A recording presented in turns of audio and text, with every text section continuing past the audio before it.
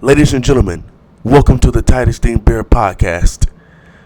So today we're actually going to be talking about a teacher who absolutely flipped out on the students in his classroom. Ladies and gentlemen, this is what our teachers have to face in today's society who work in the school system. This video is absolutely bizarre. Let's dive into this.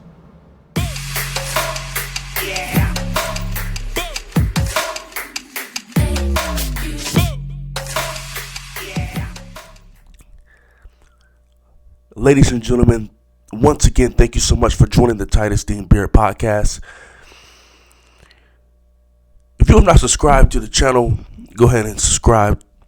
Press that notification bell so you can be notified anytime I drop a video on the Titus Dean Bear Podcast. And if you're a returning subscriber, I greatly appreciate it. Please share and let's build this channel. So today we're going to be discussing, I mentioned a little bit earlier, a teacher who absolutely flipped out on his students. Students was being very disrespectful. Behavior obviously of the students in there were just absolutely horrific. So I'm actually going to show the video and then we'll go ahead and break it down from there. Roll the clip. You chose for me to be hell to fire on you. What you do is I bring your right hand to my face. I'm going through all type of shit. I'm tired of being goddamn disrespected every goddamn day. When all I want to touch you, I very nicely told you what to do. You don't gotta touch my phone. I don't have to touch your goddamn phone. That wouldn't even come to that. It wouldn't even come to it. You just do what you're supposed to do. Don't say anything else to me. Alright, cool. Don't you come crying. Enough is a goddamn enough. Bro, what the? Well, ladies and gentlemen, you saw the video. You saw how the teacher just flipped out. I mean, beginning of the video, he got upset, threw the chair across the room, began to use some choice words and began to just yell at this student. And while I don't necessarily agree with the way he handled it, I can understand where he's coming from. See, because working with children in today's society, you got to be a special breed. I believe after all of that, after he was explaining how, he felt, the teacher, and explaining, look, y'all need to get it together. This is enough. The disrespect, I'm tired of it. The young man replied after him saying what he said and throwing the desk. The young man replied and said, "But don't take my phone." After all of that, that's the young man's response. See, this is the danger of what we are facing in our school system. See, because here's why it's so dangerous. Because the school system, those students that are coming up in school, they are our future. And you got this kind of behavior being displayed on a daily basis. When I was growing up, I'm 22. Even when I was growing up in the early 2000s, in grade school, and then 2010s, you had this kind of behavior, but I wouldn't even think to do that myself. I wouldn't even think to have behaved like that myself. Now, you did have that kind of behavior, but it just wasn't as common. The teachers didn't have to deal with it as much. And in the 80s, 90s, early 2000s, the parents would come up to the school with their kids acting like that. Handle them, send them right back to class. Oh, you don't have that now. Now what you have is the student is disrupting class. The student is cussing out the teacher. The student is not doing his work, being disrespectful. They get sent to the office. The office call mom. or dad, either parent, come up to the school, defend the student, cuss out the principal. My child wasn't doing that. Who you think? You need to shut the he wasn't doing that. You crazy. I can't believe y'all. Man, let's go. We gonna get some ice cream. Rewarding them for their bad behavior. We have made such a turn in society that now, when bad behavior is displayed by our children, it used to be that we punished them. Now we rewarding them and allowing them to play the victim. Let me tell you something right now. I understand where this teacher's coming from. This ain't the first time this happened. He done had that all year long. This teacher just been upset. All year long, this teacher been allowing that just been growing and festering inside his classroom. Let me tell you something right now. Let's get to what I really want to talk about here. Kind of lay the foundation down, but here's what let's start to break down now why most likely this behavior, not necessarily in this student's case, but just in general, let's break down. There's two things I want to discuss here. The first thing is, I could almost bet that student didn't have a father in his household. Now, I'm not saying 100% that he doesn't, because I don't know. But I can almost be a betting man that he does not. Or if he does, there's no presence at all in his life. There may be a presence in the actual house physically, but there may not be a presence in his actual life. But I can almost be a betting man that father's not there. And if his situation he is, the students that act like this across this nation, I say 80 to 90% of them don't have a father in their household. Or I can bet that. One of the most dangerous things for a young man to experience is to grow up in a household without a father there. We have so many children that is experiencing this. And then you wonder why they misbehave. And then you wonder why they go through so much turmoil. And then you wonder why they go through so much psychological problems. And especially as young men, they don't know how to deal with that. Then you wonder why they act like this. For starters, they're young men. They don't have no positive outlets to be able to go to. They may be taught to bottle it up. They may be taught to leave it to the wayside. Your emotions don't matter. Men are taught that.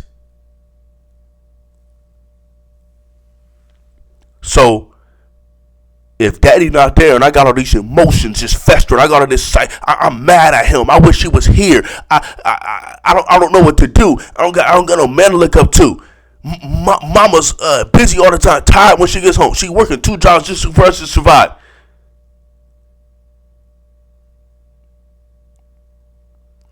The father now raising them, the streets gonna end up adopting them.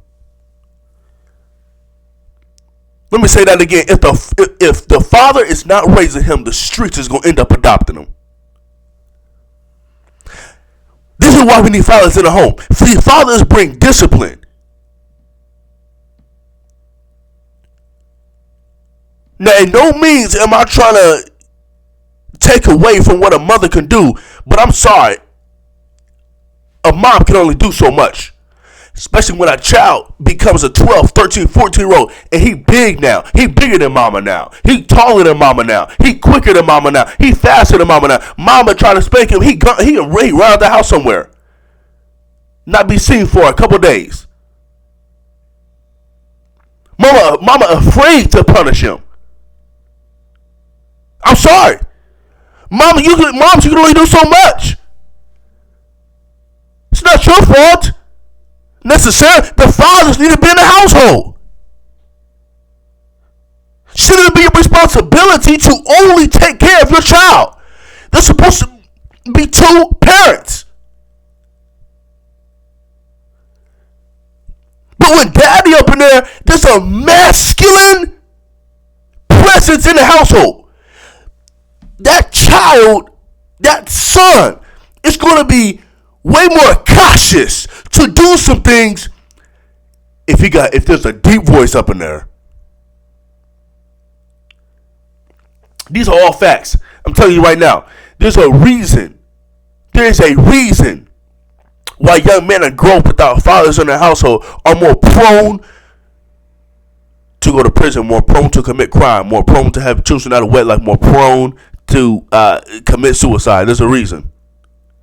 It's because a father's presence in a household is so vital to a child's upbringing.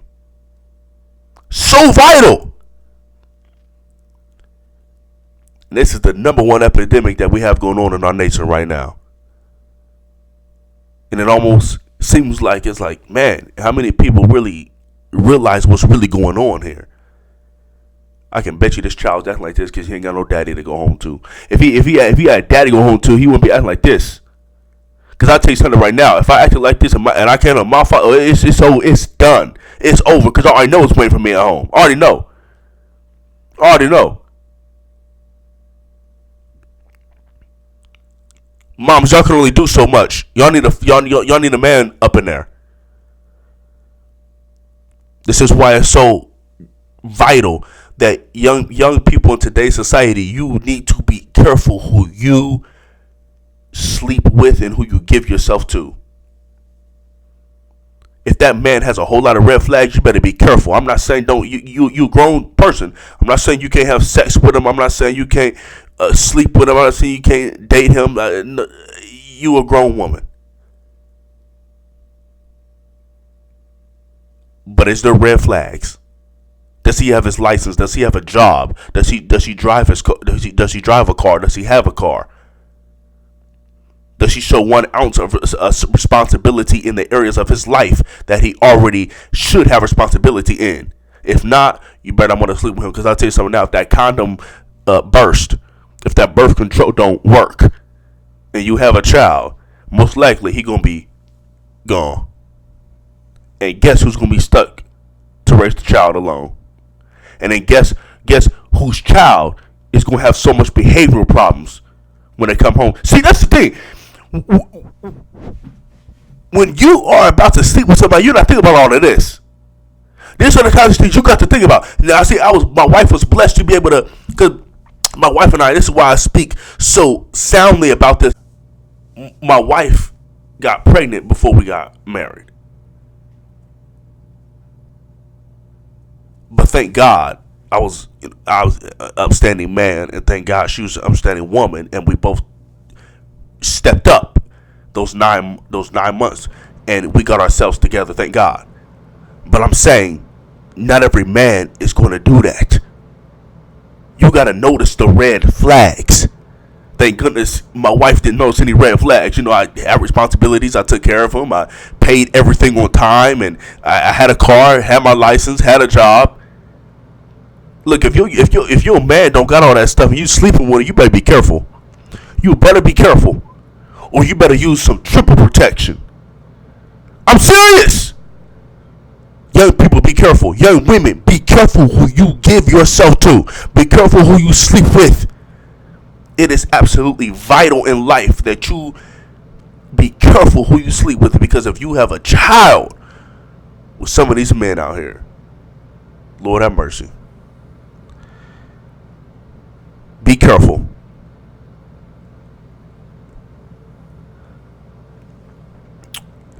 Last thing I want to hit on here, if children are not taught, and then children are not disciplined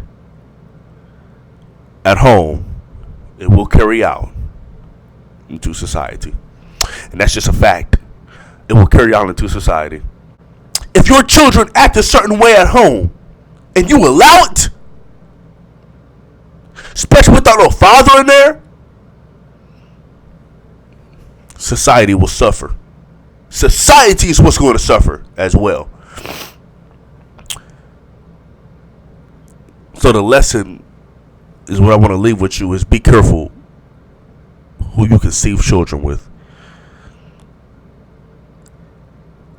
See, I honestly believe that waiting until marriage is a beautiful thing. I mean, I really do. I'm not necessarily saying you have to, but at least wait till you find somebody. Just don't sleep with anybody. I mean, come on. You go to the bar, just find some random dude. You don't know what he's all about, and I'm sleeping with him, and I'm having a child. You don't know what he. And it happens every night in America. It baffles my mind. Young people have some responsibility. Young people have some discipline. For real. Have some discipline, seriously. And things like this can be avoided. Wait till you find that right one. I'm just saying wait to sleep with them. I'm not saying that. But be careful who you sleep with. And be careful not to do it without any protection. Because you don't know what the outcome could be. A night of pleasure could turn into a lifetime of consequences. Depending on who the person is that you sleep with. Well, I hope you all gained something from this video. I greatly appreciate you all for joining in. Please like this video. Please comment any thoughts you have. Please subscribe. Turn on post notifications so you can be notified anytime I drop a video on the Tightest Thing Beer podcast. Thank you all so much for watching. I'll see you in the next one. I'm out.